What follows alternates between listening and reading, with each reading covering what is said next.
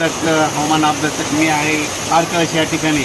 आजपासून सर्व शेतकऱ्याला सांगतो, शेतकऱ्यांना आणखीन दिनांक 12 एप्रिल, 13 एप्रिल, 14 एप्रिल दरम्यान तुम्ही तुमची काळजी घ्या. विजेच्या कडकडासह पाऊस पडणार आहे, गारपीट होणार आहे, म्हणून हा अंदाज लक्षात घ्या.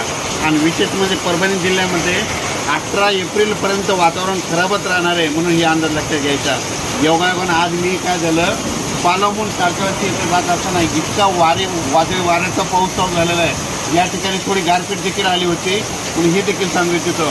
पण माझी सर्व शेतकऱ्याला विनंती आहे परभणी जिल्ह्यातल्या, की सध्या खूप वातावरण खराब आहे. म्हणजे जास्त अवकाळी पाऊस आला की आधीच काय करायचं, वातावरण ते झालं की तुम्ही तुमचं आपण आपल्या घर जवळ करा.